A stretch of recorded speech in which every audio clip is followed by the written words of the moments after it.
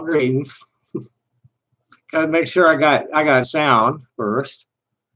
What a day.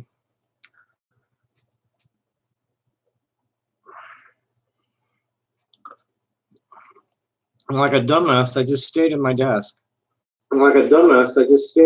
Okay, we have sound. I have a guest coming.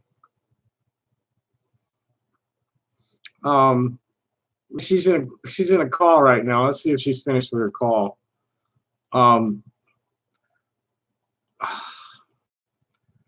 What's this about tonight? This is about a brand new group called 1 Million LGBT, which is a group where I got put on that kid yesterday. What a waste. And they're attacking me today, and naturally the insane Truscom, I'm not even gonna name this fucking stupid twat. This so fucking nasty, toxic person. That thing is out there attacking me taking advantage of that, and attacking me on the guy's page, attacking me on her own page. And Facebook naturally doesn't give a fuck. Me, I'll get blocked, I'm sure. I mean, you know, they'll just block me. But it turns out this group, there's a bunch of reactionary thought police. So it's a total fucking thought police. Young, militant, trans rights activists. All the kind of people, the alphabet people that are really giving people a bad taste about LGBT equality activism. These people are pushy, they're demanding, they're rude. You know, they totally, like, you know, what blew them out, what blew the kid who put me on that idiot yesterday, posted something about here, what is it? And this is this kid. This is a very feminine looking person calling himself a trans man. And this is an article by someone named Philip Henry in a magazine called Them.us. And it's Dear White Gay Men, Racism is Not Just a Preference. And here, this said it to me. As a Black Latino gay man raised in the conservative South, I too once internalized problematic beliefs. Long ago, I believed that reverse racism was a thing and thought preferences make sense. Well, reverse racism is one of the most bullshit phrases I've seen in a long time. They think somehow that if you're a person of color, because white people are oppressive and there is such this institutionalized white privilege and white inequality between whites and people of color, that it's okay to hate all white people. That's just not the way racism works. You hate somebody because of their race, even if you're the oppressed race, that's racism. Now, it's okay to hate the oppressor, but not, you know, just members of the oppressor's race that are innocent. And this person got real ugly. And then just finally banned me. And you know, whatever that person is, decided to side with their admin. And looking it over, you know, it's the same shit. You know, most people really are sick and tired of the fucking debate. Completely, just sick and fucking tired of it. You know, yeah, I'm in a position of privilege. I mean, I'm so privileged that the queers of color have no problems here.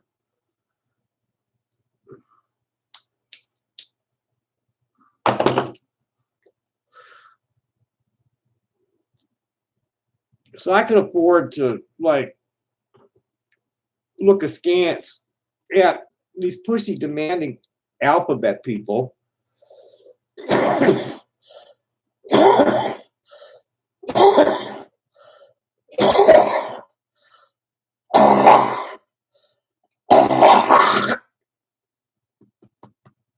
I'm recovering from some smoke inhalation right now.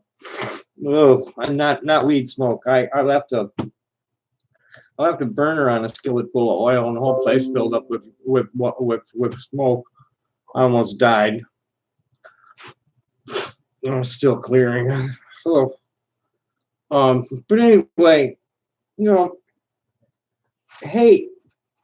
I've always been part of the love all, hate none crowd.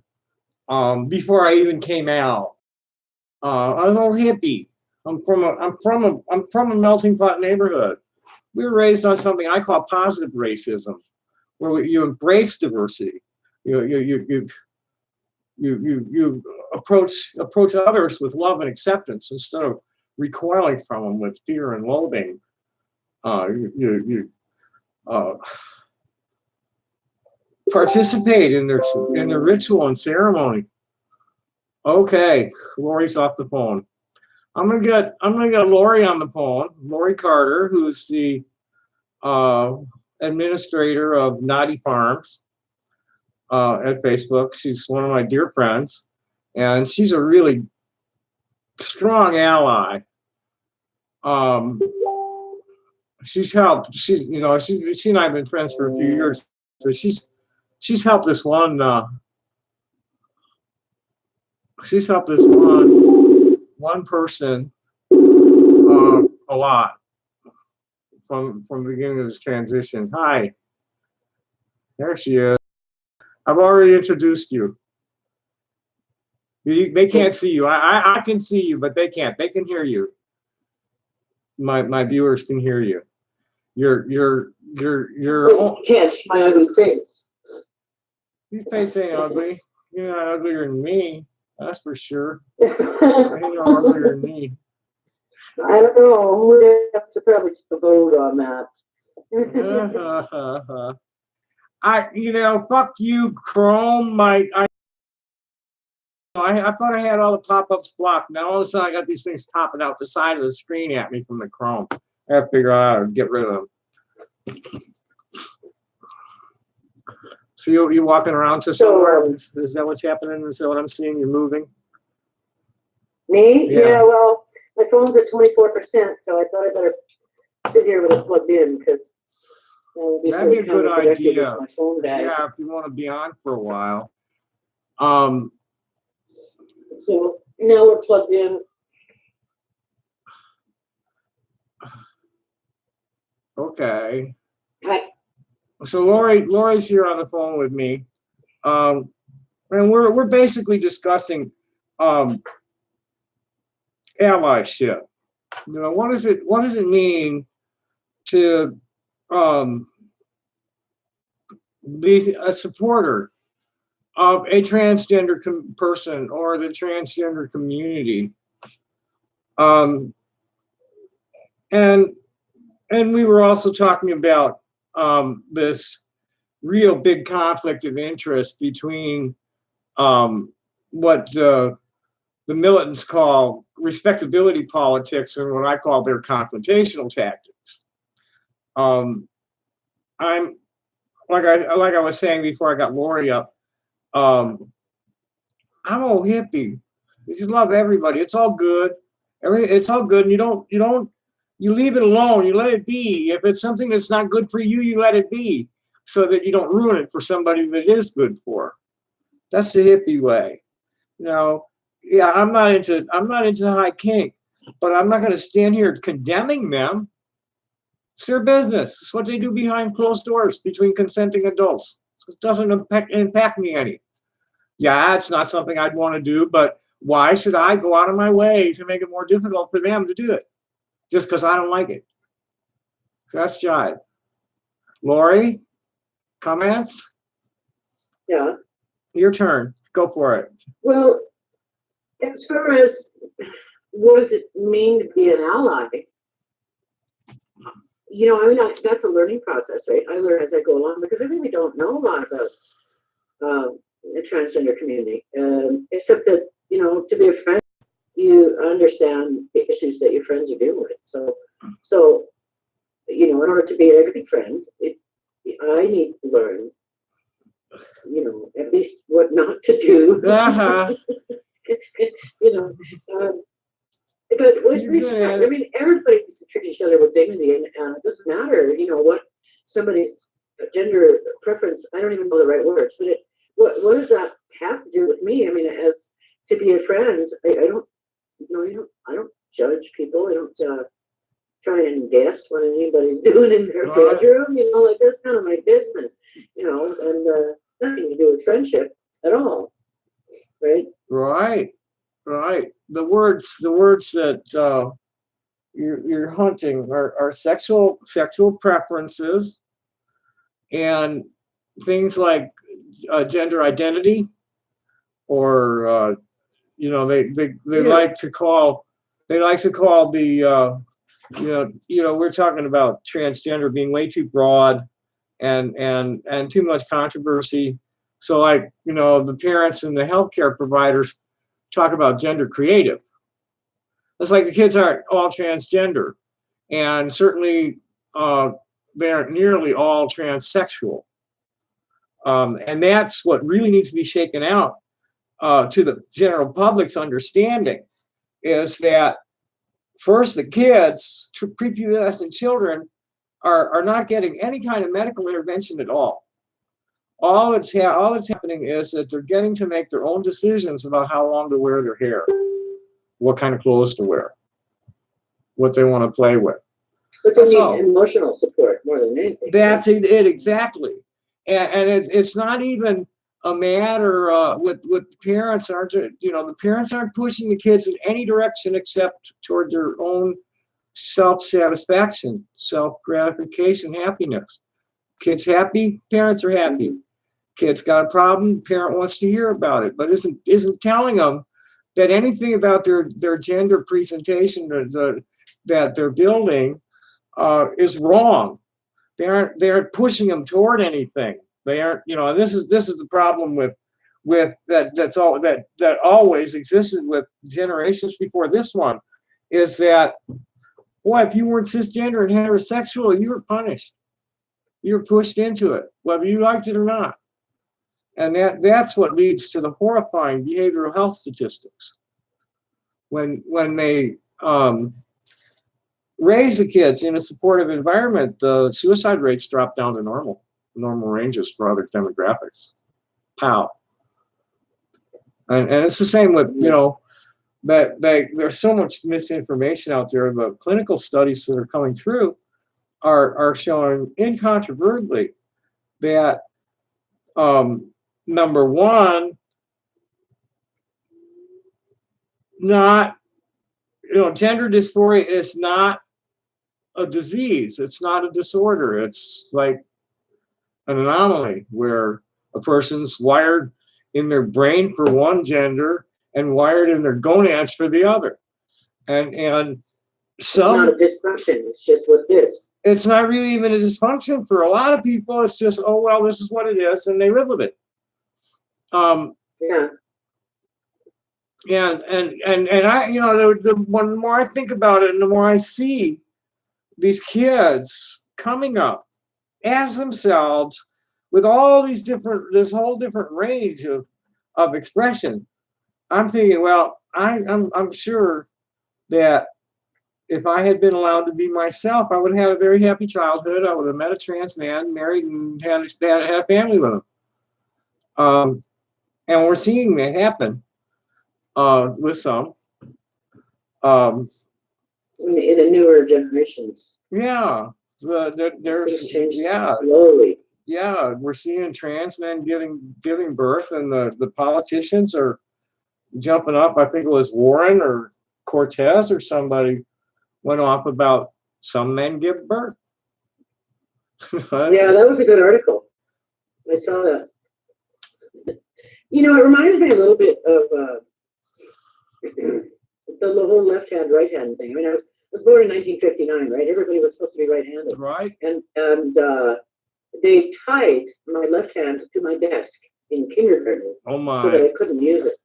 And I was, I mean, it's just it's not torture. A fair comparison because the whole that's torture. issue is so much bigger. you have. It's very similar. And so I didn't want to do that to my kids. I put the damn fork on the table in front of him in the middle and let him choose which hand he was going to pick it up with. They, my You mother. know, don't automatically hand it to his right hand. My mother went Really ballistic. the mentality. And, The did they ask your mother for permission to do that? Or just no, do I it? didn't ask her. No, I mean, Yeah, because when I went home and cried about it, she supported him. They, So, my grandfather's ambidextrous, and they tried. I am not sure. My mother went ballistic when they contacted her about me being left-handed. I was in kindergarten in 1959. Yeah. Man, she just totally So lost different. it. It was early 60s when I was in school, but yeah, same thing. It's just, my parents always supported school, whatever they were doing. Yeah, did forcing you into being into right-handed? Yeah. Mine went nuts. Mine wasn't going to tolerate that at all. But that's what it's. So It's still a good. It's a good analogy because like. Go ahead. Sorry, there's a delay because my connection. I know. It's a bad lag here. My son has between 6 people, 5 of them are left-handed, which is really interesting, right? My son and 2 of his kids, 3 of his kids are left-handed. And then that was a natural thing. Like he wouldn't have pushed them one way or the other. But I don't know, if that has to do with what they saw their parent doing and emulating the parent using the left hand, or if it's their natural choice. But I think maybe the same thing is true. I mean, if children were raised in a transgender family or a creative, I don't know what the words are, but you know what I mean. Then they would probably be. They'd be able to be whoever they are for whatever happens. It would be natural. The strict heteronormative sex gender binary is breaking down rapidly, mainly because of this ridiculous clothing and haircuts. Beards, stuff like that. It's like, women are pink and boys are blue, right? And it's bullshit. That's breaking down rapidly. And, when it comes to gender variance, there's a whole spectrum there. And really the smallest percentage are the ones that need to get their sex modified to match their gender. Most gender variant people, they don't have that kind of distress from their variance. It's just part of what they are, that's my girl side or that's my boy side. And, for them, dressing up, there's plenty of relief. For others, they have to fully medically transition. And people need to understand that there's no 2 of us that are alike. Everybody's got a different backstory. There's a lot of similarities, but everybody's got their own little unique little things that happened in their lives, unique little things in the way they dealt with things, and that's for allies. That's one of the real difficulties because you don't know what to expect. You have to take it on a case-by-case basis. You can't just go read a textbook. I mean, there's certain things. Certain things give you an idea. Bryn Tannehill has this wonderful book out right now. It's called Everything You Always Wanted to Know About Transgender, but We're Afraid to Ask. That's a real good resource for people who want to learn about it. It's mainly knowing how to listen, being compassionate, supportive, and not asking stupid questions, not prying. There are certain questions that are just absolutely not none of your fucking business. And why are you even asking? That's kind of like, excuse me? Why are you asking something like that of me? It's like, do you always ask people about their genitals like that? You just met, it's like, what the fuck? Don't bother them about their dead names. Don't be bothering them about their dead name. Don't be asking questions about, what was it like when you were a guy kind of shit. It's like, I was never a guy. Yeah. I have hardly changed in my general being since I was a little kid. I was never allowed to be very feminine, so I'm not now. But I'm sure the fuck not masculine. And but I'm pretty much like I always was. This is me. I have my bliss point. I know when I'm at peace and feeling content and feeling safe, comfortable, cool with the people or lack of people in my surrounding. I know myself. And why was I saying that? What was I saying? Questions, stupid questions. Stupid questions, right? And some of us. It was about that I'm not any different than I ever was. Now, some of us, when they transition out where it's at, it's like, I've come to terms with my penis and stuff. But there are others that see it as like a cancerous growth that they can't wait to have removed. Self-image, but that has a lot to do with society and culture too, doesn't it? I mean, really. I would, because to the idea that of a transgender person is not, the culture says no, this can't be. In the last 100 years, we've gotten to the point where they've like, okay, fine, we can make a man into a woman, or make a man look like a woman, and we can make a woman look like a man, and okay, fine, do it. But they still, I don't know. My experience is that people are more accepting of my story than a transsexual story. They can relate to that, because I'm female enough physically that they can see that easily, and they can relate to the idea of a woman who's got a penis or a man who's got a vagina, because it's happening. They have a hard time relating to, and this is where a lot of the turfy stuff is coming from. All really bad shit from the bad shit from the religious fanatics and shit is coming from these people that are modifying their genitals. That's got them nuts. There's not much, when I show up around the religious fanatics going off around that kind of stuff, and I tell them about myself, there's not much argument they can give me that makes sense to them even. I am what I am. This is how I was born. And I'm not trying to sell myself as a woman. I'm just saying I'm not a man. You are yourself. Right. You are yourself. Exactly. I have a lot of background with First Nations people. Most of my friends are First Nations, and they have a really, the story about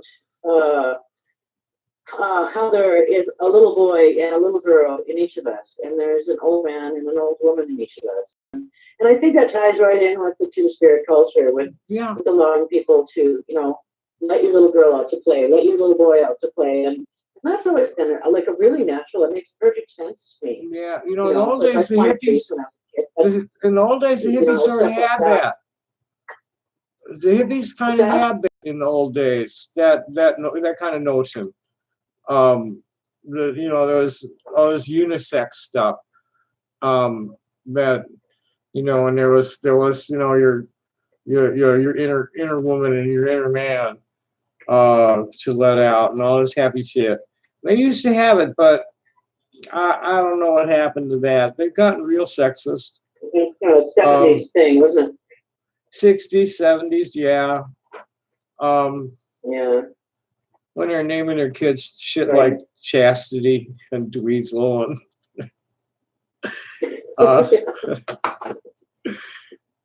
Moon unit. Right. Yeah. Right. But like the natives will they dress their kids, they dress their young kids gender neutral and socialize them together, and the ones that come out queer come out queer. It's pretty much says, oh, I've been And they told. all have long hair. Well, yeah, the men They were. all have long hair. Yeah. It's a basis of strength and personal strength Uh-huh. to not cut their hair. True. I think there's so much that we could learn from them in terms of government as well. You know. Oh, I know there That's is. another subject. You know, this is where this is a topic of mine, real important one, because there's a big difference between the rainbow hippie and the rainbow family gatherers. Now, some rainbow hippies still show up to that, but they ain't the rainbow hippies. The rainbow hippies are the ones that have been learning from the natives straight along. We've been allied with the First Nations people since Alcatraz, 1969. Mm-hmm. You know, the hippie communities are growing up all over the place, right up, you know, with First Nations people as neighbors. And it's all about reaching out to our indigenous roots and realizing that industrial fascism just isn't fucking sustainable. You can bitch about the inequality and all that happy shit all day long, all you like. It's not sustainable. It's not fair. The authoritarian society is not at all fair. The tribal egalitarian ways, close to the earth, consensus-based decision-making processes, it just makes more sense. It's sustainable. I'm gonna let my cat out. It's going crazy. I can hear you, but just all right. Come here. Yeah, I'm listening. We got any commentary from the audience tonight? Look here. I'll give you the link in your chatter. You have to look. You know, you don't have to be looking at me. It doesn't hurt. You're leaving all. Here's the link. You have to look at YouTube to see the text. There isn't any. There hasn't been any. That's all right. Yeah, I'll just leave it alone. I'm gonna screw it up if I start pushing buttons. Oh yeah, you're only on your phone. Let me see. We're good. Yeah, I'm on my phone. I'm not on the computer. Okay. What's going on here? Nobody. That's okay. Nobody's saying anything. There's no comments. There's one that was before. Yeah. There's one from this afternoon. Is all. Yeah, the egalitarian culture, native culture, just the industrial society is going to learn real fast why native people are usually migratory. Before they are colonized, they were migratory. They weren't always in the same place all year for a reason. And we're about to find out the hard way why. Well, but they were migratory within their own territory. Like the Blackfoot people here have a very specific territory that they migrated within. There were winter camping grounds, summer camping grounds, right. Hunting grounds. Some of them though ranged from like. So it was all home. Some of them people would range like from like way up in Ontario all the way down to fucking South Texas. I think they traded. Right. They traded. Well, they also had the Sundown Circle near here is 5,000 years old. Oh yeah. And it's Blackfoot. The Blackfoot Sundown Circle. Yeah, it's older than Stonehenge. And it's like 2 hours from here. There were this was always their home. There were burial grounds in Del Valley and ceremonial sites around Onion Creek that it's a crossroads between two intercontinental highways, the north-south Kings Highway, which was Farm Road 973, and then some others, Texas 70, which pretty much goes straight east and west. And it was at the crossroads of that. And they found sites that were like 14,000 years old. Oh, yeah, I know. Yeah, I know. And on the west coast of BC too. But what I'm talking about is a living, breathing culture that was always in this area that still exists. They still have the Sundance. They still have their language. Shit, you got that all over. You got that all over here, all over Arizona, New Mexico. You got that. You got there's structures that are thousands, habitats. Some of these pueblos, thousands of years old. And the people are still there too. Right. They're still used. Yeah, that's rare today for First Nations people. A lot of First Nations people have been dispossessed. Well, but, some of them weren't like, decimated so badly as others. Like the Tohono, all of them were. I think they were more economically fucked over than really massacred all the time. This more land theft and water shit with them. Here, it's right up against the mountains, so they could disappear. Rather than cave in to the colonists, they disappear. They take their families and disappear into the bush, so they couldn't be found. Right. Have you met D. Robinson yet? You notice that guy? I don't think so. Oh boy, this guy's incredible. He's like genuine full-blood Cherokee royalty. Oh yeah. Yeah, he had something like 70 chiefs in his line or something. Some prominent ones, real famous one. He was talking about, and he's a really excellent storyteller. I'll give you a link to him. A few of my friends have gotten hip to this guy. Really excellent storyteller, and he tells stories. A lot of times, he'll like pull a story out of me that's been sitting there for 40 years, of my own. Yeah. We're not getting much interest tonight. I'm boring. We're boring. We're just a couple of boring boomers, which is probably good because I really don't. I really enjoy the company of people like you and all my. You look at my friends, you can see we're all over 50. We're all a bunch of fucking whack jobs. And okay, where we're looking for D. This guy, he's an old hippie himself. He went to music school. He's an old long-haired hippie musician freak.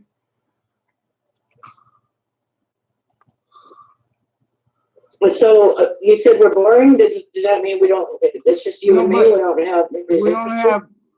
We haven't had more than 5 or 6 people, and last time I looked, there were only 3, and nobody said anything. But that's okay. Yeah. I don't care. I really don't care. Well, it doesn't matter.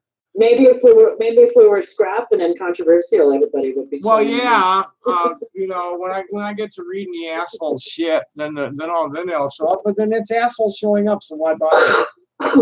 I got nice people in my audience. Nobody's showing up yet tonight, though.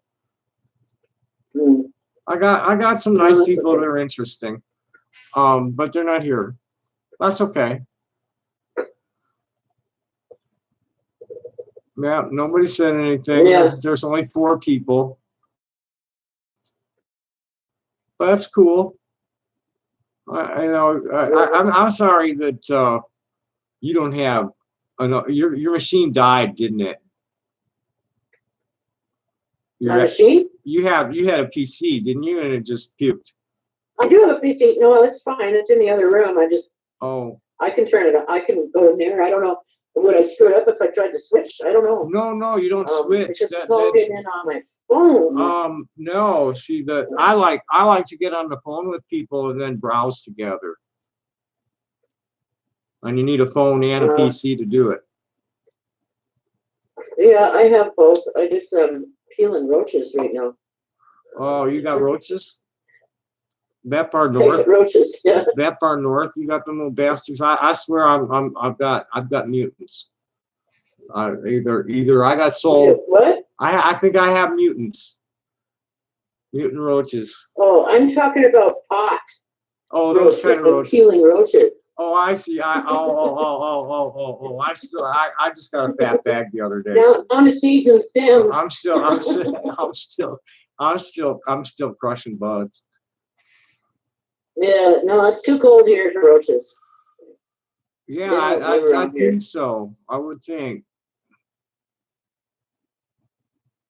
No roaches, no termites, and Alberta is also rat-free. The whole province. Rat free. What kind of Yeah. what kind of critter fills that niche in the ecosystem? Well, gophers maybe. I don't know. They don't. There isn't one. I mean, there's mice. Of course, there's field mice. But rats aren't. They're water creatures, right? And Alberta's landlocked. There really aren't very many rivers that feed into Alberta, and those are patrolled. And there's actually a government team called the Rat Patrol that keeps an eye on it. And if anybody makes a call or reports something that maybe it can, maybe they came in on a waterway, or maybe they got imported in a load of hay or something. Now, how far north of the border? Patrol, they come and exterminate them all. How far north of the border are you? About 6 miles. That's what I thought. You're close to the U.S. You're closer to Montana than any. Yeah, really close. With you probably got a Montana city is probably closer than anything in Alberta. Well, Lethbridge, Alberta is the biggest city that's close to me, but it's about the same distance as Shelby, Montana. I'm about 45 minutes north of Browning. About 45 minutes north of Browning, Montana, or Bab. Depends on which way I go. I've never heard of either one of those.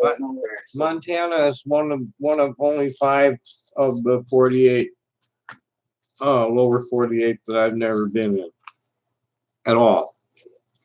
Montana, Maine, Montana, Oregon, and Washington. That's only 4, isn't it? I guess, and I don't know. I forget if I actually been in New Hampshire or not. I know I was all over Vermont one year. I've never been south, never been east. All my adventures have been north and west. I worked up north at Fort McMurray in the oil patch for a while. And lived on the coast a couple of times, several times. Which coast? Left coast. Left coast. The Pacific coast. North of Vancouver. Up in the that's pretty up there.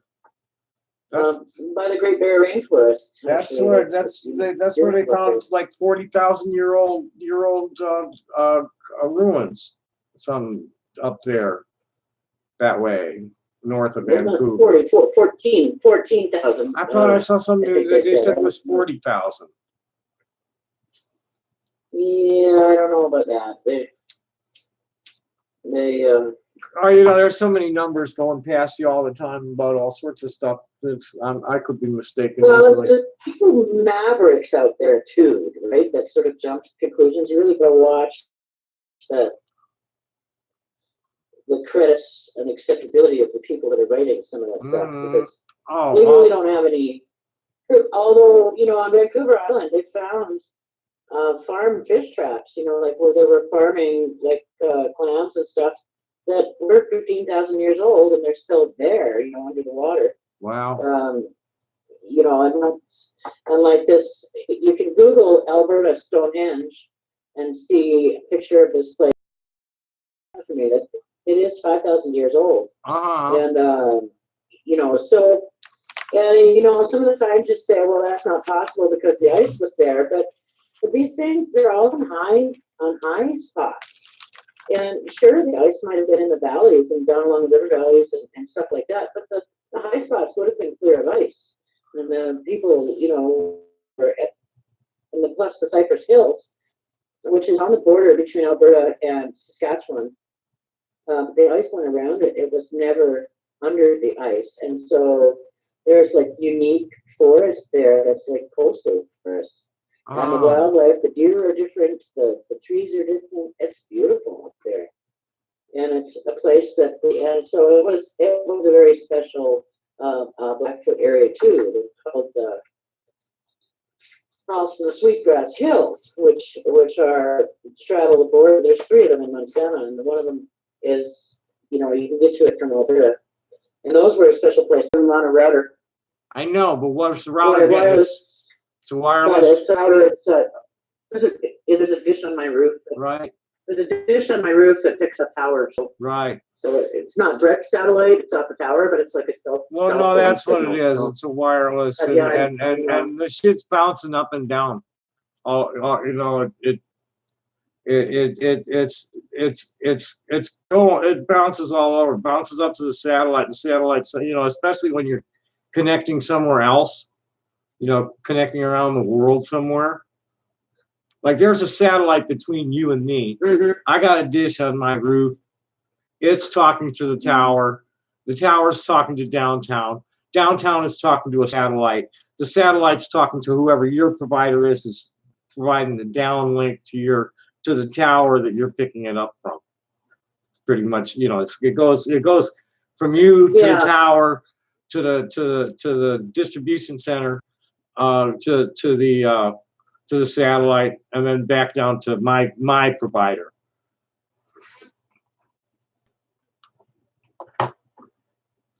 You know who? You know who designed the basic architecture for all of that? This is a surprise to a lot of. Wasn't it?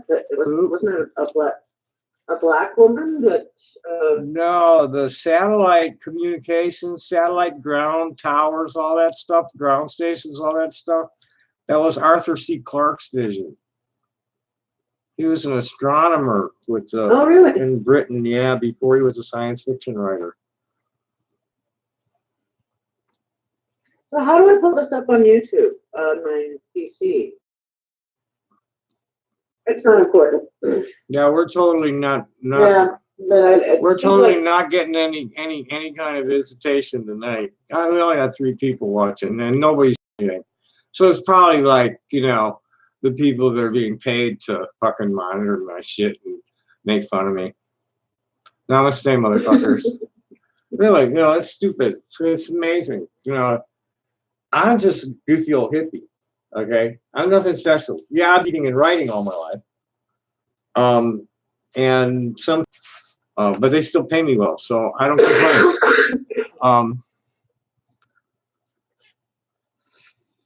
And these people just like, you know, they got to make up all this awful shit about me, and ridicule everything I say. They don't believe anything. They don't believe a word out of my mouth, which makes me a liar. I'm just so tired of hate. Now, if you don't like something, leave it the fuck alone. You know, why do you waste your time? Yeah. Oh, hi, Fredrik. Thanks for joining us. I'm just sitting here chatting with a friend, it's Laurie, in Alberta, just north of the Montana border. And we were talking about the main thing, you know, I had a run-in with a group of militant trans rights militant queer activists today, and yesterday I was put on this idiot. I don't like wasting my time on children. No, I have a role in the trans community that I feel real well that makes me happy with what's going on. It makes a lot of people happy that I'm doing it. And I mainly am avoiding confrontation with anybody but like the most prominent. You know, I got up in Dr. Blanchard's face, Zucker and Blanchard at Twitter, which is part of the reason they won't let me have an account there. Was, you know, I get right up in the prominent people's face if I'm gonna get shitty with somebody, but like, you know, if it's an asshole, I ignore them as best I can.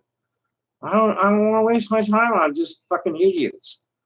There are so many people, and I keep saying it over and over in writing. I'm so tired of writing it all. It's over and over the same thing, is that these people are so heavily invested in fighting against the Nazis and the TERFs and the Christians and the rest of them, that they're alienating their families and their neighbors and their co-workers and the politicians. And we really need to not be fighting our enemies and certainly not fighting among ourselves. What we need to be doing is strengthening our ties to our allies, to our families, to our neighbors, our coworkers, elected officials. Yeah.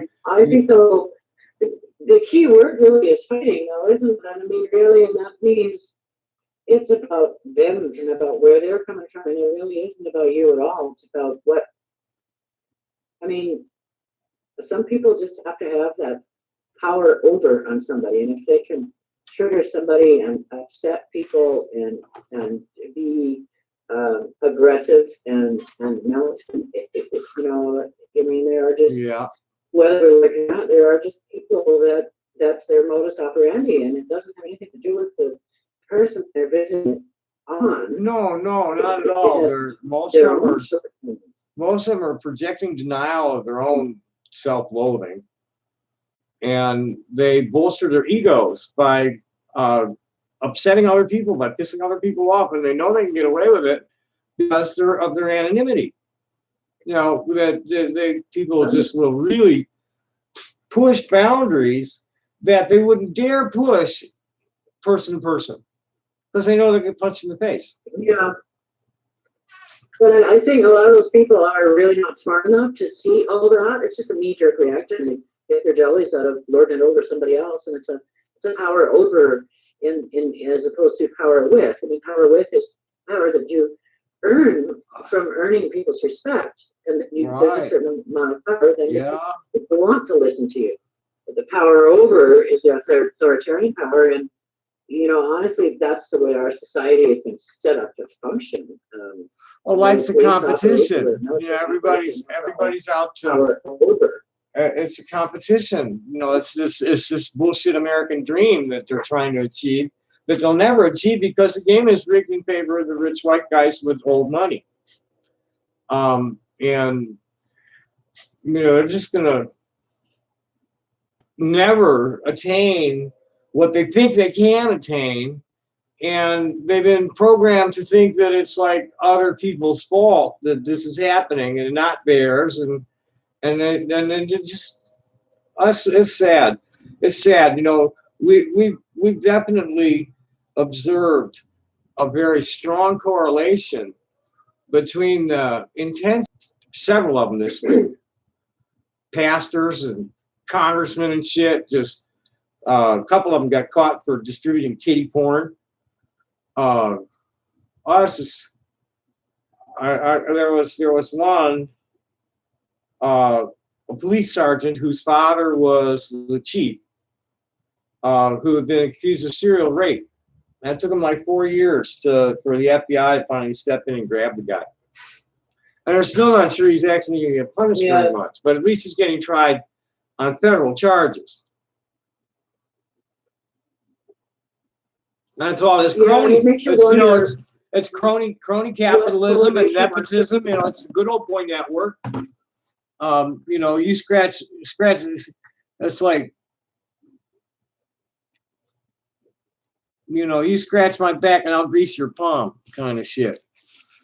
And the people themselves, you know, in the old days, that was okay. Like in Chicago, that was really okay. You know, I was a child during a building boom, and there was a whole lot of fucking graft, and we'd laugh about it because the roads got built, the buildings got built, the garbage got picked up, the buses were running, the teachers didn't go on strike. You know, it's okay that somebody made a few extra $1 million on the side because the people had what they needed. And it's not like that anymore. These people, you know, since 1999, the billionaires, it's estimated the billionaires have stashed about $21 trillion in offshore tax havens. And, you know, the coincidence there is that since 1999, can't account for it. It's like they just approved both. You know, there were almost 180 coincidence.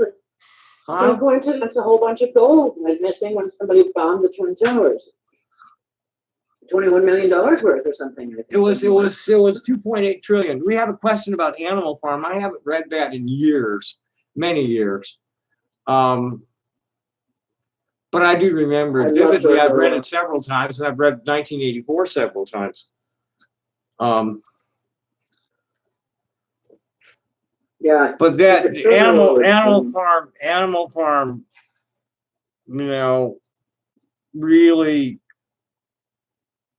lampooned very accurate. You know, some pigs are just more.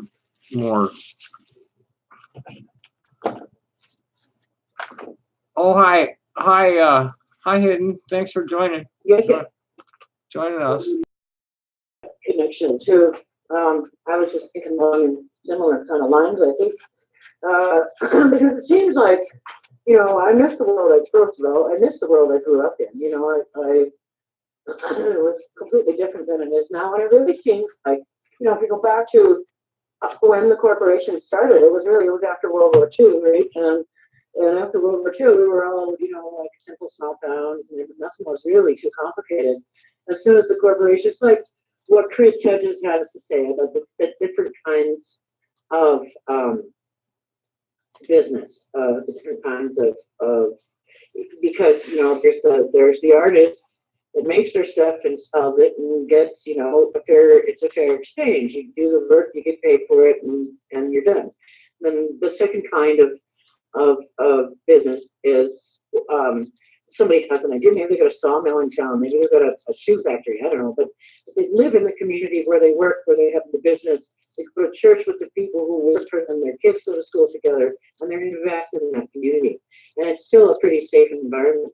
But when the corporations come in and they build a great big Walmart, the people that own that never see that community. They don't see the faces of the people when they lay off 30% of their staff. They don't care.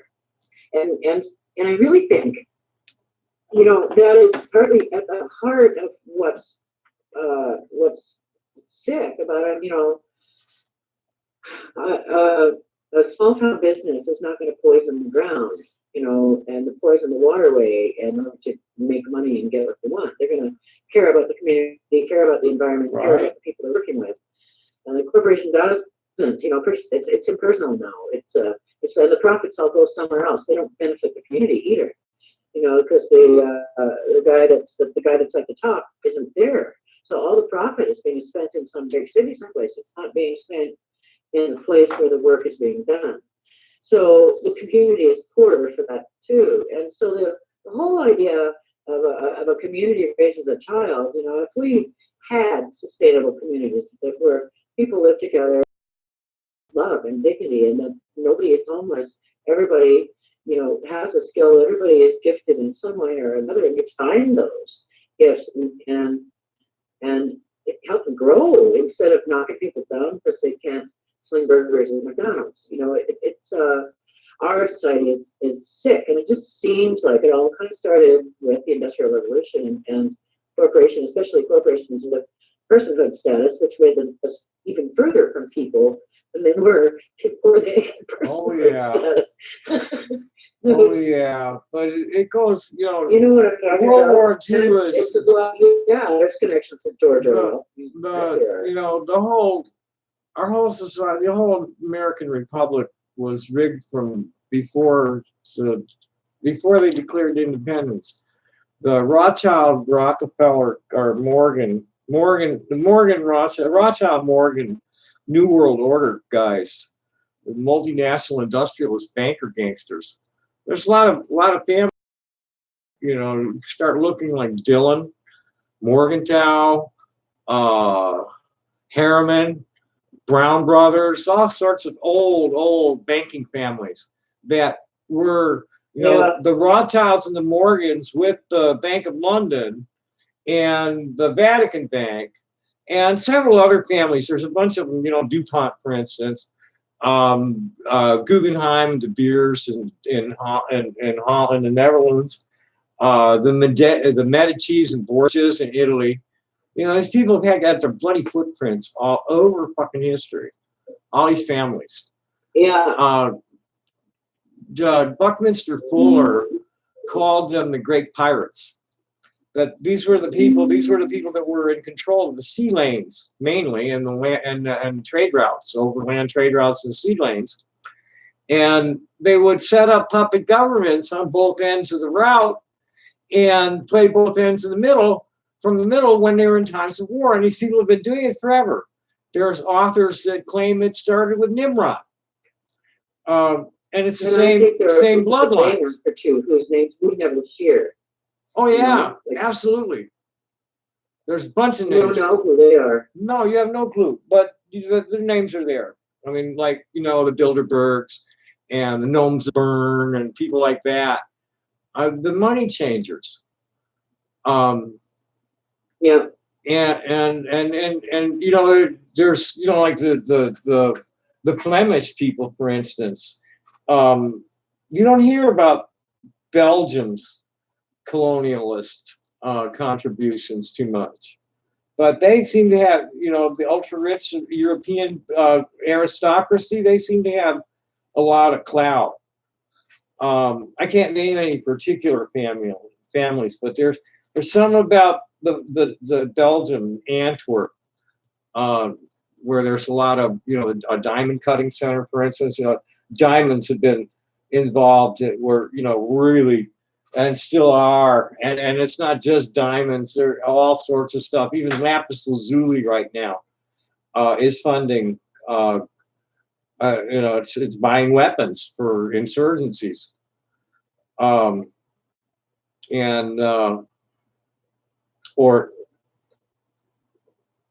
there's all these families that have been at it for all these years. Like the Bushes, for instance, who was Samuel Bush and George Herbert Walker, were Prescott Bush's grandfathers, I think, or grandfather. There's one in between. There's one more generation in between them. I forget their names. But then, as those two guys started it, and they were among the original Carpetbaggers after the Civil War.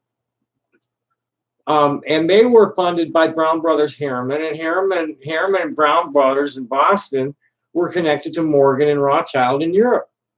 And pretty much, like all of them, Carnegie, Rockefeller, that whole crowd, all the American industrialists were financed by these people.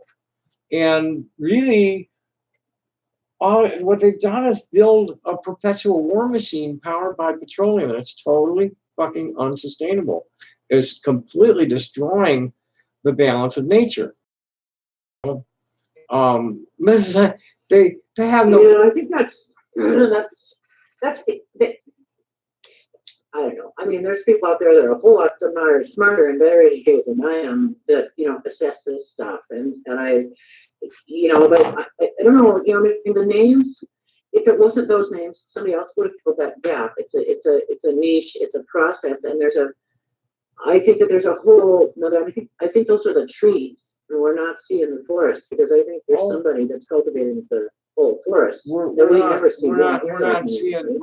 And they don't go out of office every 4 years, and I don't know, but you see countries that are not invested by their success. Like Iceland, Finland. They're creative, independent thinkers, and they're not following the status quo. They're not buying into the, you do things our way and we'll scratch your back bullshit. And they're succeeding at it, where, some place like Argentina tried and they got slammed on. So Bolivia, because they don't, I don't know, they don't have the backup or something. Right now in Bolivia, the right wing is eating itself. It's all coming apart. Yeah, the snake is eating its own tail. It's eating itself. It's all falling apart real fast. And then, and they wanted somebody like Trump in the Oval Office. He doesn't even have an education. What the Industrial Revolution leaders, and this is Zionism, this corporate industrial fascism, industrial oligarchism, this is like, this is what Zionism is. White nationalism in America, Christian dominionism in America, and actually Wahhabist Islam. It's all the same. It's all the same. It's all fruit. It's all poison fruit from the same tree.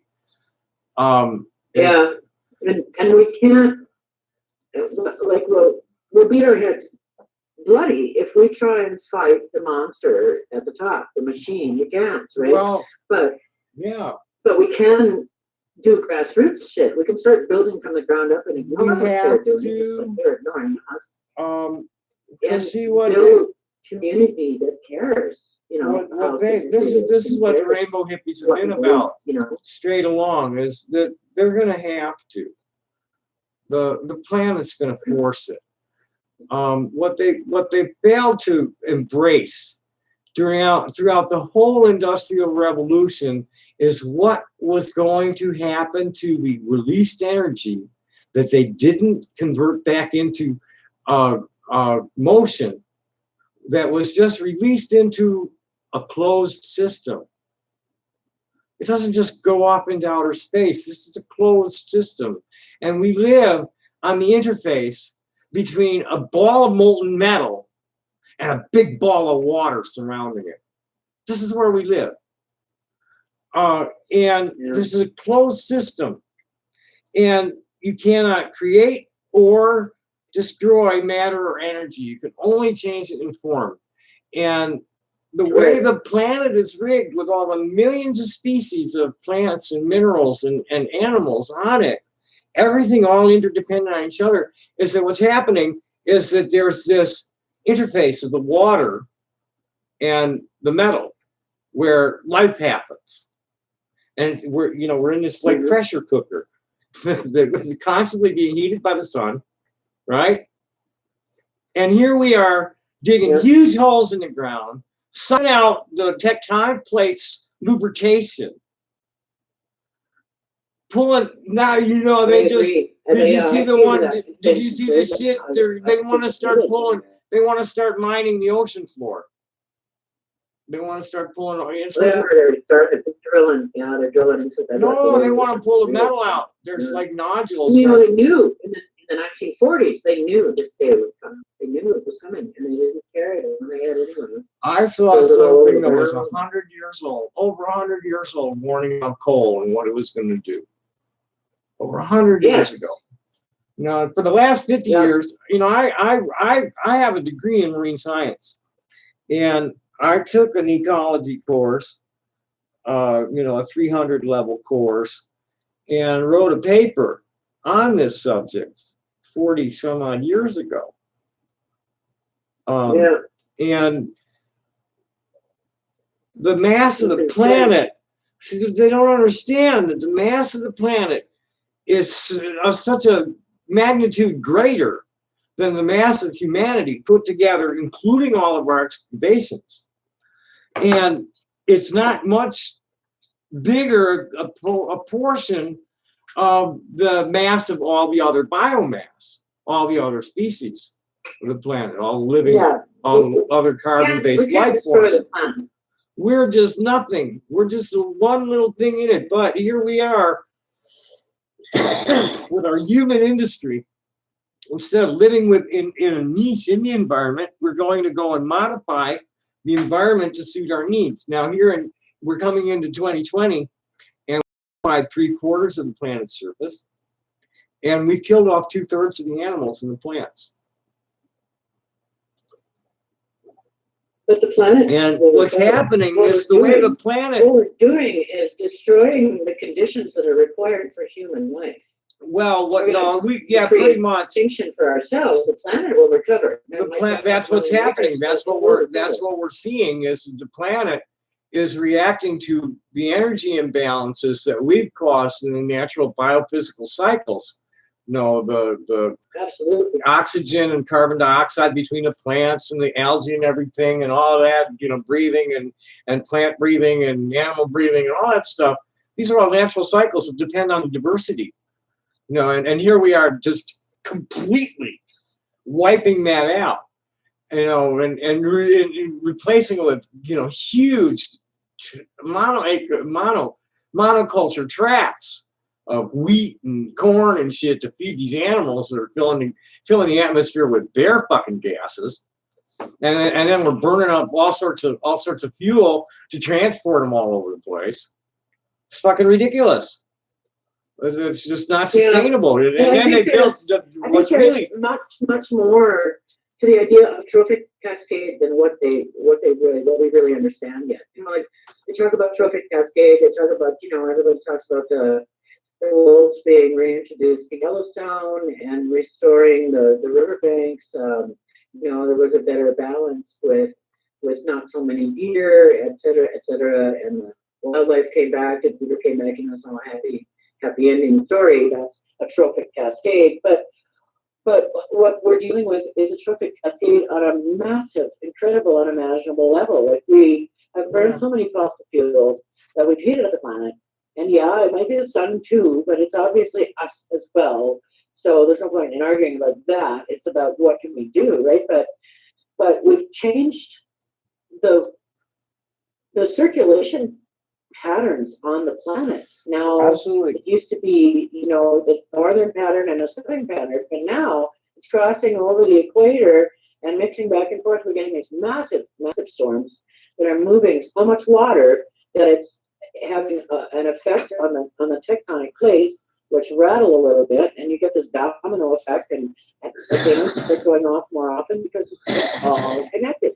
And our world is going crazy, and it's us. It seems really obvious to me, and so I look at it and want to talk to people that don't understand that climate change is happening. What it is, what we've done, and the scientists have known this. I mean, this was something that I remember writing about back then. Is that here we have all these like cycles, that, you know, climate cycles, things that, you know, the way the climate changes, you know, all the complexity of nature. That's what slows down climate, the, you know, the change in climate. That's what keeps the climate predictable and within certain limits, is the complexity of nature and these biophysical cycles that the planet goes through over the course of, you know, in a year or many years. There are cycles that the planet, and over thousands of years. And what we've done is we've accelerated the rate of change by our industry.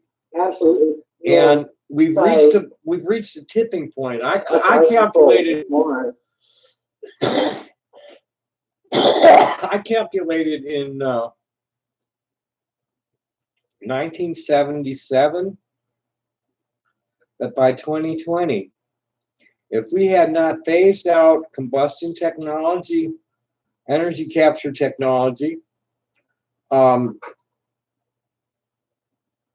least half, if we had not cut it in half from what it was then, we would like be increasing the likelihood of large lethal dose, you know, LD events. You know about LD events? Lethal dose. What's that? It's used in microbiology mainly, but it's also in climate. You know, when, you know, say you've got a population of 100,000 animals in a certain area and there's a fire, and when you go and survey the area, there's only 20,000 animals left. You've got an LD 80 there, where you've lost 80% of the population. Okay. So mostly that they burned or that they moved to a different area. Well, that's a good question. You know, you're only talking about death.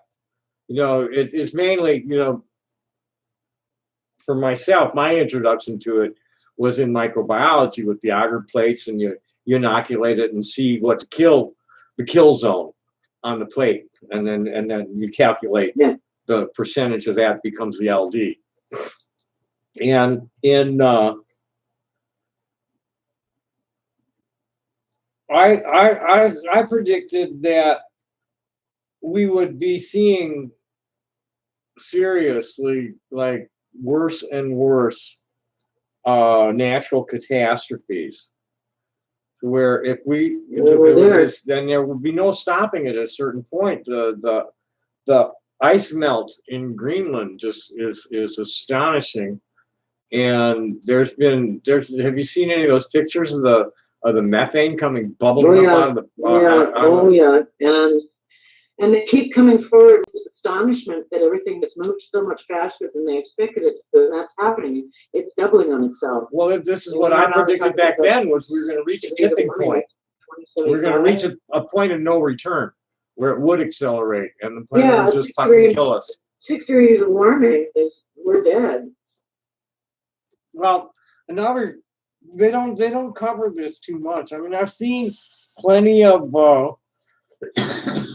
articles in popular magazines and newspapers and shit about world flooding, speculation on sea level rising and all that, and the world change maps and all that happy shit.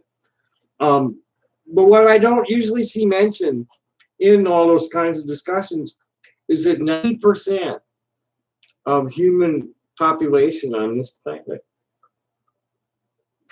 is on the shorelines. They're on the seashores or on the inland waterways, within 50 miles of it. And what the other thing that they don't mention is that our cities tend to be built sprawling on the estuaries. On floodplains. Estuaries. The most productive ecosystems we're totally like cementing over.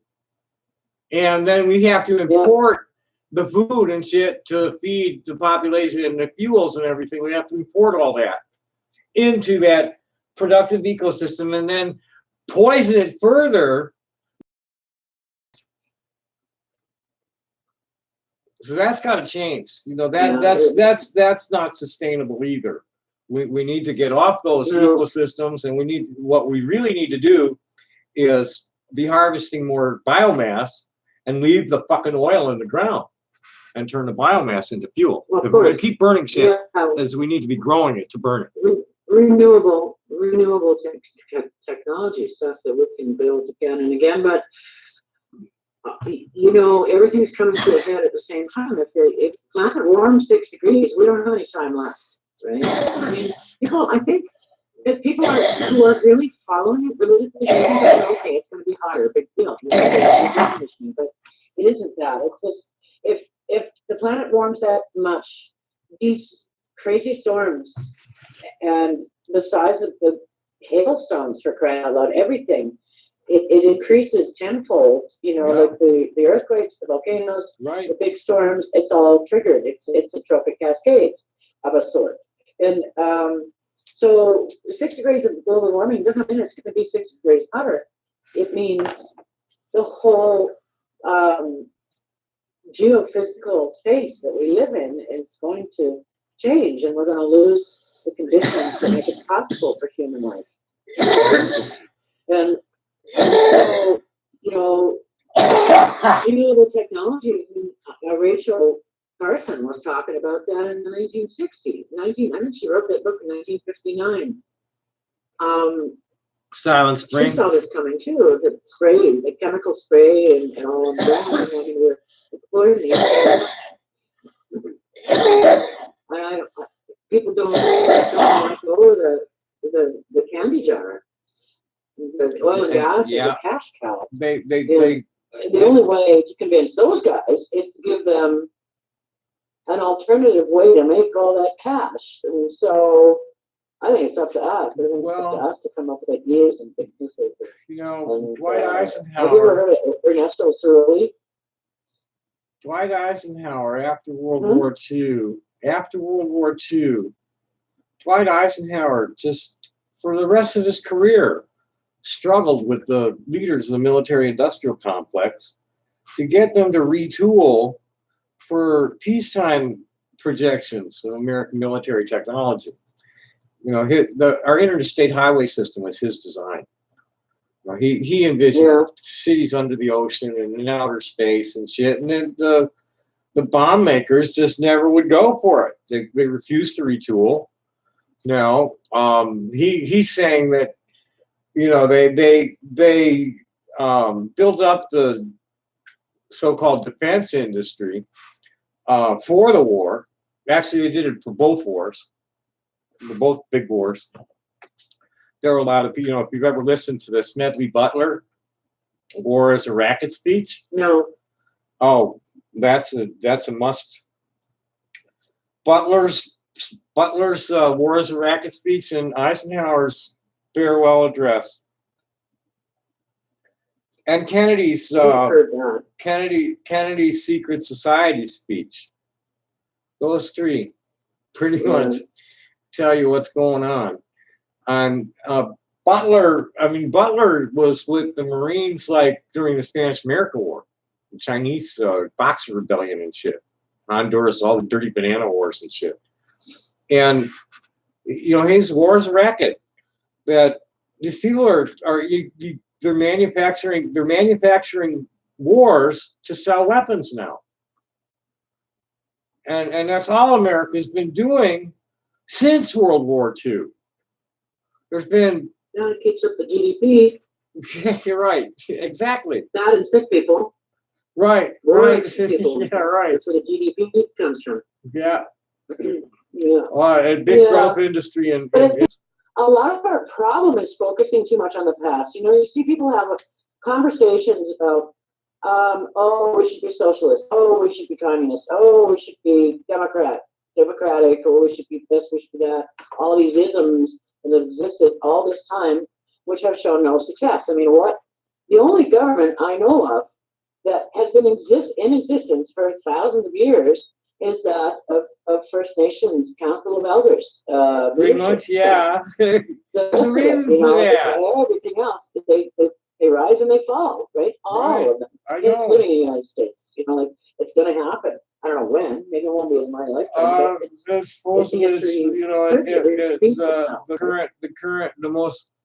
But there's a prediction for the 28th. So we need to talk about something new. That's my point.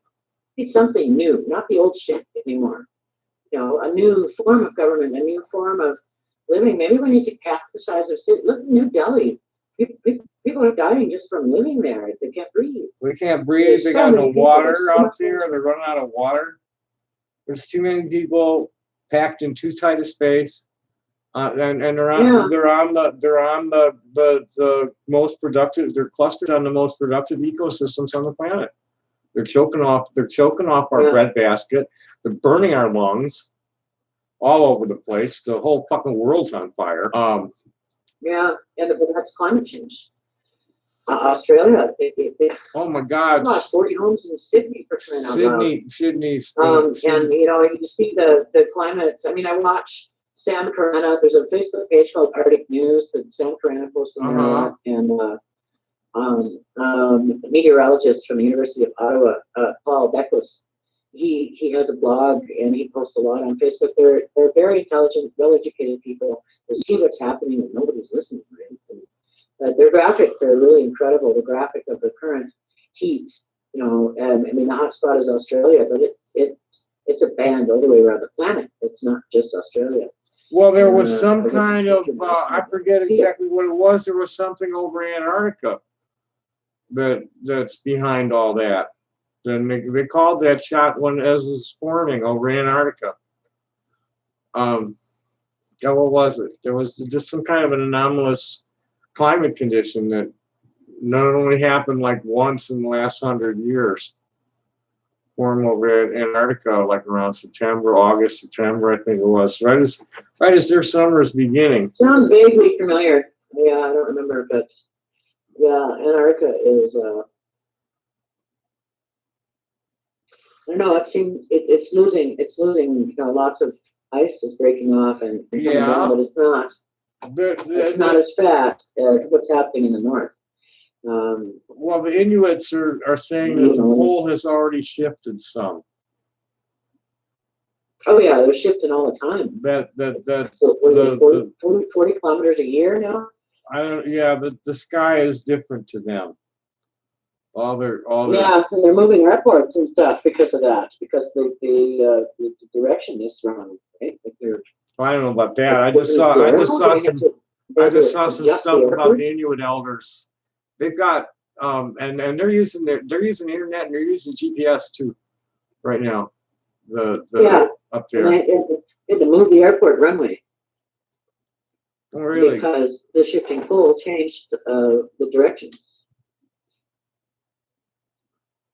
The wind. We certainly have digressed from where we started. Well, we did, yeah. That happens because, like, there's just so much you can say about stupid shit. It's time to move on. Well, yeah, and you know, and then we can't even talk about history and whatever is behind us. I mean, there's nothing we can do about that. We can do something about what we do tomorrow, right? So, right. And you know, really, I mean, we could be kind to each other in the now. Yeah. And be making positive plans for tomorrow. And you got what's your take on this toxic positivity bullshit? I mean, that's part of the contempt for respectability politics. There's toxic positivity. Anger is a good thing. Get your anger out. Remember in the 1980s? In the 1980s, everybody was walking around saying, mellow out. Isn't that the same thing? It made me want to puke. Right. You know, it made me want to go punch somebody in the face. Right, yeah. Well, I tell people, don't tell me to calm down, man. If I'm getting excited, just the last thing you want to do is tell me to calm down. But, you know, toxic positivity sounds like, you know, mellow out to me. Well, and I'm just jumping to conclusions because I haven't heard that term before. But as soon as I figure out the terms, I'll change them again. So I'm just, you know, I try to keep myself positive. You know, keep things upbeat, stay happy, keep smiling. Don't get too torn up about little things at all. You know, don't get bent out of shape about stupid shit you can have no effect over. You know, that's just stupid. Yeah, it's you know, you're just Ernesto Ciroli. Huh? Ernesto Ciroli. Have you ever heard of Ernesto Ciroli? No. Enterprise facilitation. No, I've never heard of any of that stuff. I haven't had anything to do with any of that shit ever in my whole life. Okay, well, it's about community development, and I think these people pissing each other's faces and shitting all over each other is because, I mean, there's so many kids that see a dystopian future, right? Like, we need a reason for hope. We need to make positive, sustainable living choices. We need, you know, all kinds of things, but Ernesto, enterprise facilitation started when he wrote this book called Ripples from the Zambezi. And he's an Italian, and he was working in the Zambezi. They were gonna, you know, it's a whole community development, worldwide community development, and it was a nonprofit organization out of Italy, and they were gonna go in and they were gonna, you know, save these people from poverty. So they went into this traditional village along the banks of the Zambezi River. And this community that had been there forever and ever had their simple lifestyle, and they were happy people and everything else. But, oh no, we're gonna come in and you guys, how come you're just living on rice? You know, like, here, let's show you how to grow other food, and we'll show you how to make some money and improve your life so you can, you know, like have TVs and all that. And they planted this huge field of tomatoes. And they had to talk people into working because once they got their pay, they wouldn't come to work. So all they really wanted was rice. So they get a bag at the end of the week, and that was how they kept them coming to work every day. And then when the tomatoes were ripe, they all loaded up on a trailer and went out there to pick them. And there was nothing there but a desiccated field and a whole herd of really well-fed hippos in the river. And the Aboriginal people there just laughed and said, well, see, that's why we don't grow tomatoes, you know. And so Ernesto Ciroli had this epiphany. It's like, you don't go in and drop help on people. You go ask people, what's your passion? What do you want? What if you had an idea and you could make something? What would it be? You know, like what drives you? And it's people's passions that give them energy and motivation to get up and do something, right? And if they're focused on something like that, they're not going to be online pissing all over everybody else, right? No. They're going to be out there doing it. So he goes all over the world, and it's called enterprise facilitation. He goes into a community, they hire him to come in.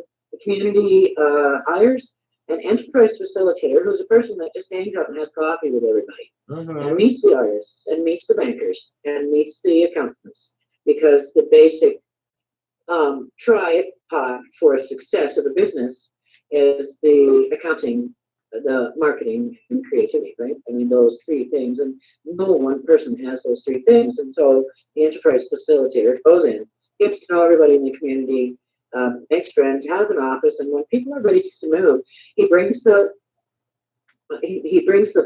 creative person in and helps them the business plan, and then together they go and meet the accountants, and they go and meet the banker, and everybody says, okay, well, this is a creative venture. I mean, nobody's got cash for accounting up front. Nobody's got cash for supplies up front. So let's work together and build this business together so that it is designed for success, and it's all based on the passion. You don't just decide you're going to make sandals out of used tires, and you know how that works, right? Nobody could wear them. They were so damn uncomfortable, and they stunk, and the wires stuck out, and we wanted them, right? That was supposed to be some kind of fantastic recycling plan in the 70s, I think it was. Right. And it was stupid, right? You want to make things of beauty and things of lasting value, and things that you can take pride in. And the only way to do that, I mean, even masonry, the masons used to be artists.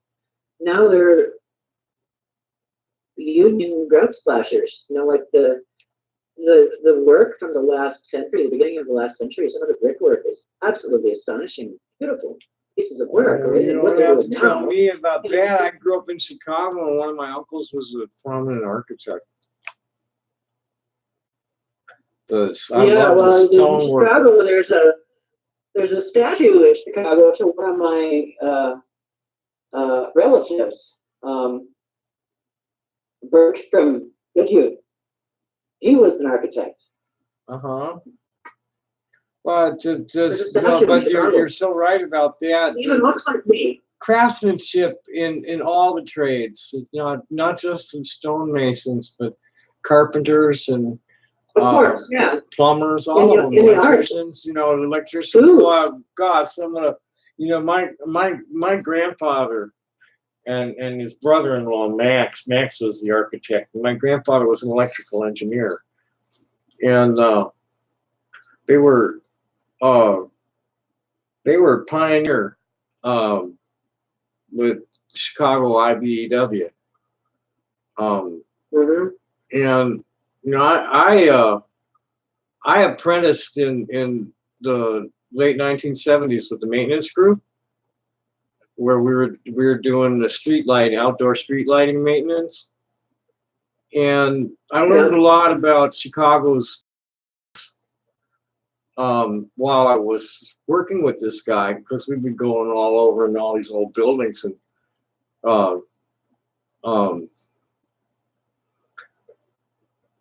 what's the proper word? Refurbishing or rewiring. We'd be rewiring these places that have been wired for 100 years. And up to and then I moved to Dallas and was just like looking at this shit going, what the fuck is that? They'd never put up with a fucking wire like that, or these cables with what are those cables called? The ones with the exposed ground wire and a flat insulated cable running through the ceiling, through a false ceiling. I'm like, what the fuck? Okay. Boy, if the Chicago inspectors ever saw that shit, they'd just write them right up, make them rip it out and put it in pipes. You couldn't use any bare wire more than 3 feet. The last jump to the box. was everything else had to be in cable in conduit, and it's just not there anymore. You know, the pipes made out of plastic, and you know they're not soldering, they're not doing silver solder on pipes and that kind of shit anymore. Tile work, you can still find people that lay nice tile, especially around here. Well, yeah, if there's stonework, because then and actually there's you know, here down in the Southwest, there's still some art to bricklaying, but you ain't seeing the stone cutting, you know, the gargoyles and shit like that, and you know the column heads and that kind of stuff. No, it's not happening anymore. It hasn't really been happening since about the since World War II.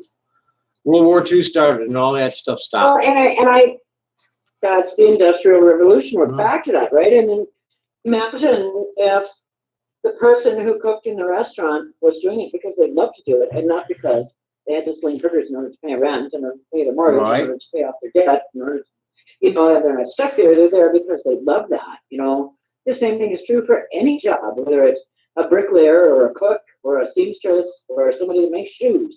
You know, it's pride and craftsmanship comes from doing something that you love to do. Right. And if you shove people into all these meaningless jobs, of course, all they're going to want to do is open a beer and watch TV when they get home, because there's no motivation, there's no joy, there's no anything to lift them up in their lives, right?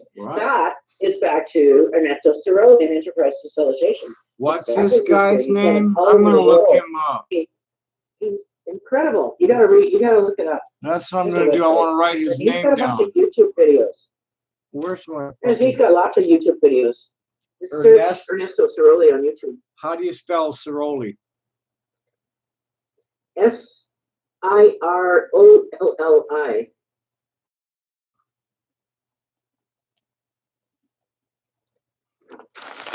Right, he's got one that if you want to help somebody shut up and listen, that's pretty much exactly what I'm talking about. You need to spell that Cerulli again. Support people. Cirolli. Got it. Yeah. That's did you see the Transform Arizona? You seen that group yet? No. Well, here it's a new small coalition. It's the people that fought to get the no promo homo law repealed here, and in response, I think I saw you shared a link about that. Right. There's an artist and his wife who have a 10-year-old trans son by the name of Trujillo, Lizette and Jose Trujillo, and then there's a college professor who has a teenage non-binary child, I think, and she's like an education professor. Okay. And these are Latino women. And then there's a whole mess of other parents of gender creative kids in the area, and a whole mess of transgender professional people, like one of Carol Broshine is the professor. One of her colleagues, Russ Toomey, is the trans man who just won the appeal about discrimination from the university system when he went through good name change. There were some problems, and he's involved. There's some faith people, faith leaders, some Christian. What denomination? There are a couple of different denomination Christian leaders involved. Just all, it's one of them kind of coalitions, a community coalition. But right now, they're kind of like up in the air about direction. we meet once a month. Now I don't know, and there've been I don't think there are any actions that they've called themselves, but there have been things happen where there were, you know, demonstrations and shit that we were involved with.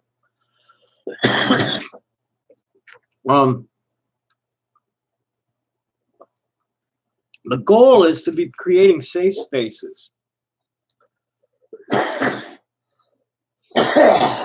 That to fight for something good instead of beating our heads fighting against all the bad shit. We need to fight for the good stuff, and it's more productive, and it feels better.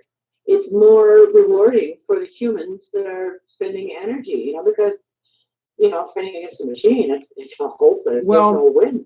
You know, right? Fighting against each other. I just don't. I never could comprehend how people could be so mean and hateful when it caused me. It's just so painful for me to get angry. And here's these people that are angry all the time. You know, it just never made sense to me. It's like, how can you do that? Because, you know, how can you keep that up, doing that every day, day in, day out, being all mean, stupid, angry, always pissed off about shit? That's like, why? But that's what I'm talking about. That's exactly what I'm talking about. If those people, some of them are artists, some of them are musicians, some of them, what if they were supported to do what they really love to do? They wouldn't be feeling that way. They wouldn't be attacking the people around them. It's a knee-jerk reaction to their own dissatisfaction. And if we had a healthier society, if we had a supportive society that taught people to fly, well, it gets back to that competition. Kids doing drugs and killing themselves with fentanyl. Oh boy. Yeah. You know what I mean? Like, yes, it's joy that people are missing. Right. And, that's I just never understood it. You know, when in my family, they don't like to fight. You know, if it gets to where there's arguments, it's like break and go to neutral corners, and come back when you can like be more even tempered. Instead of just always maintaining that tension. Huh? Yeah.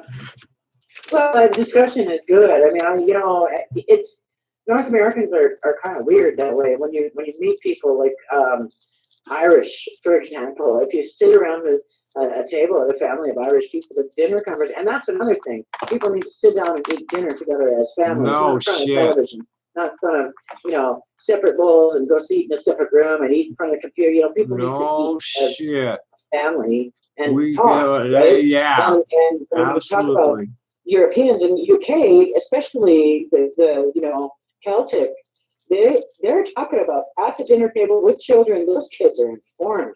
They're talking about politics. They're talking about the environment. They're talking about, you know, and that hasn't happened in North America, so not to the same extent. It's really they deliberately made the deliberately made the people stupid in America. They've just completely gone out of their way to make people as stupid as they possibly could in our education system. And George Carlin called it, you know, they have to have it that way. They don't want anybody free-thinking people, or they're not going to be able to hold their power. Well, education system. I think people got a better education than everyone in school rooms.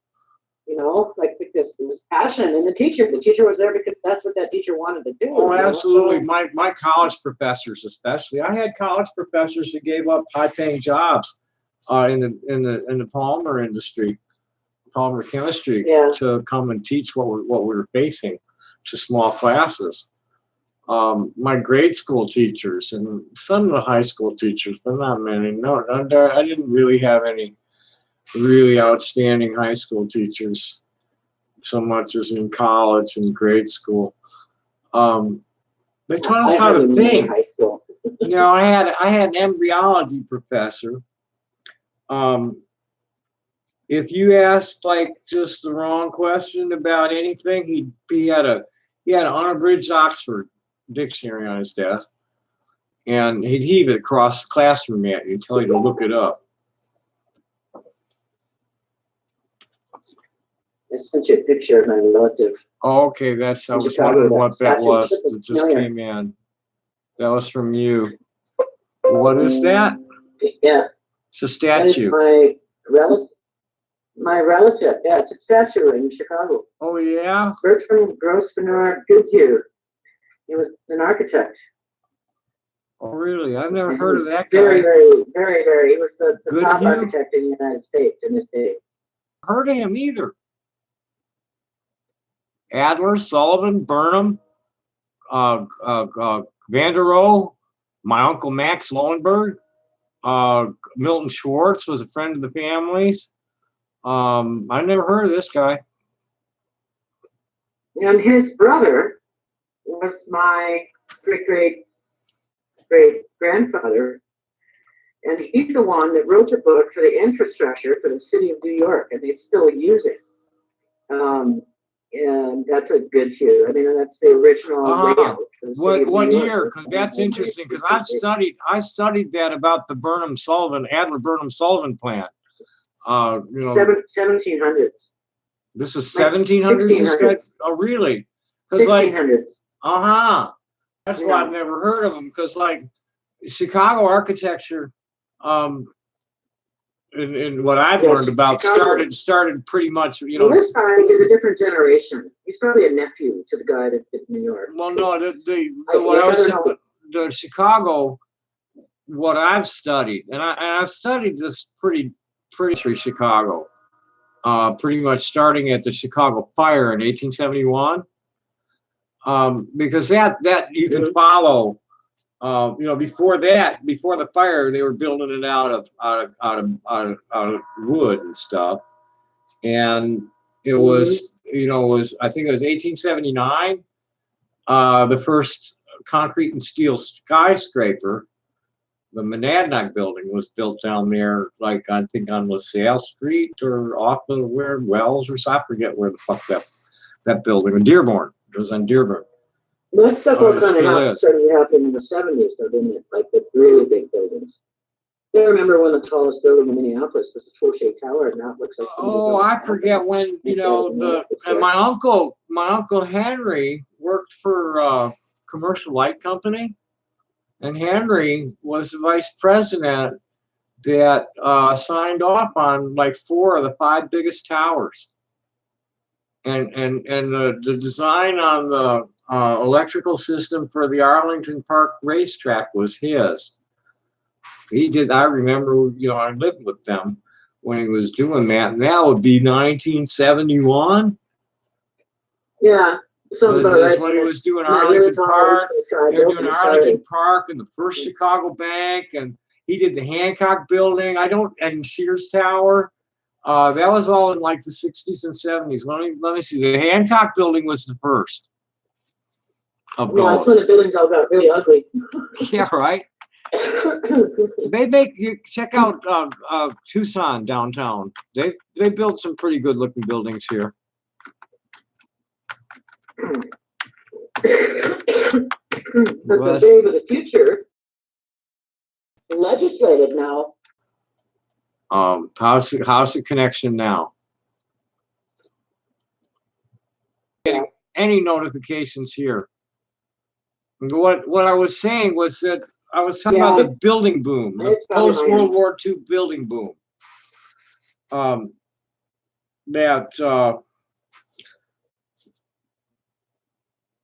I grew up around it. It was all around me that the old buildings were getting taken down and new ones being put in their place, all up and down the lakefront.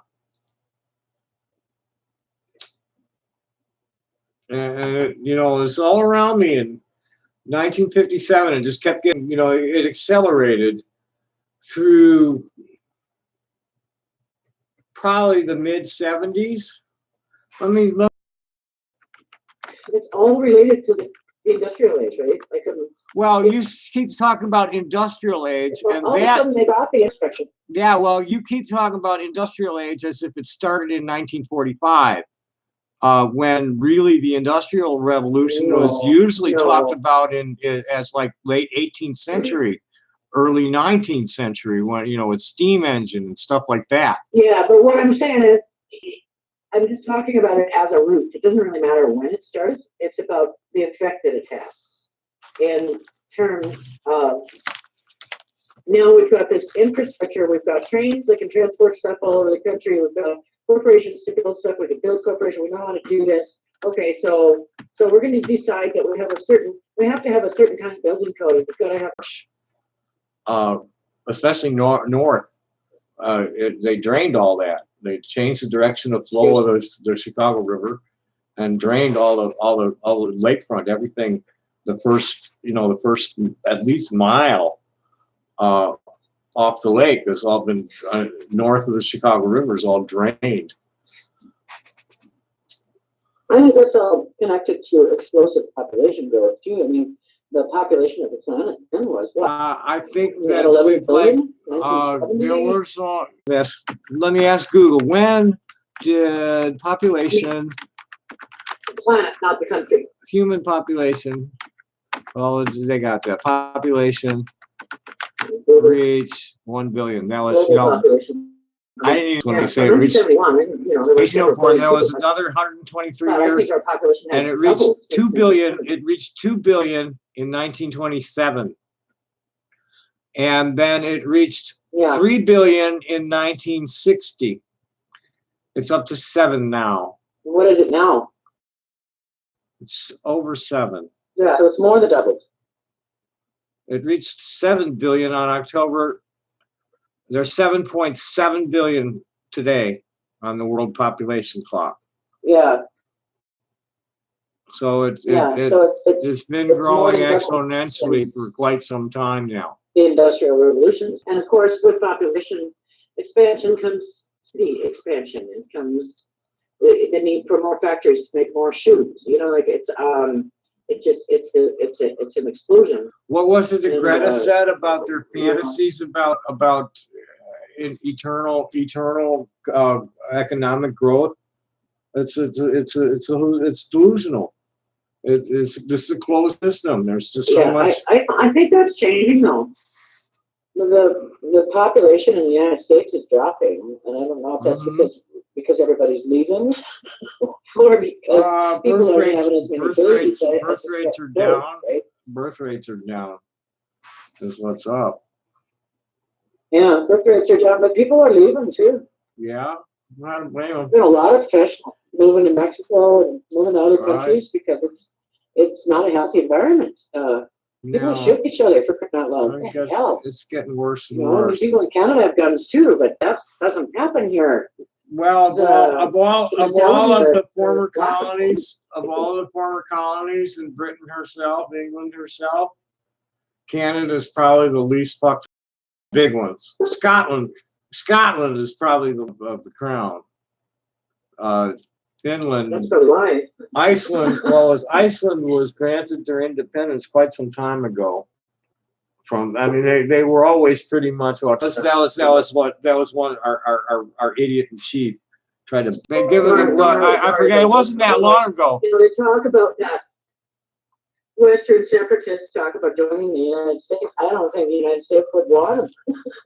It's a debt and everything. It wouldn't have never happened. Canadians wouldn't have it anyway, but I don't know, Kenny. I don't know. There is no such thing as impeachment in Canada. Well, there actually is. How do you get rid of somebody who's like really fucking up? Under the Queen, right? And the Queen hasn't impeached anybody since 1921 or something like that. Well, Queen can get rid of them, huh? You know what? We're coming up on 2 hours, and I'm kind of like my jaw's starting to hurt a little bit. But we do this more often. Thanks for doing it. I've enjoyed this all tonight. Oh, you're welcome. But I'm gonna end the stream right now because there's only a few people watching, and I don't know, a couple of the nice people showed up, but they didn't have much to say. They were just sitting there and listening. And there's only 3 people here now, so I want to thank those people that are here now. I can just hang up and whoops. Did I hang up on you? No, you're still here. I'm Okay. saying Yeah, somebody I don't know how to just use my. somebody just showed up. I'm gonna kill the stream. I'm gonna thank you guys for coming. Tell the trolls that are gonna try and ridicule all of this. Fuck you. You know, just fuck you. Okay. Happy day, everybody. Bye bye. Don't hang up.